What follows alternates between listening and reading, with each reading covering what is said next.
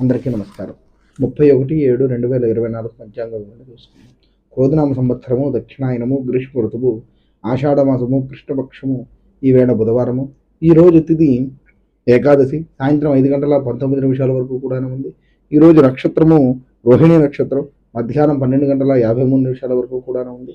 ఈరోజు సూర్యోదయం ఉదయం తెల్లవారుజామున 5:39 అవుతుంది. సూర్యాస్తమయం సాయంత్రం 6:59 అవుతుంది. ఈరోజు అమృత గడియలు ఉదయం 9:31 నుంచి 11:03 వరకు కూడా ఉంది.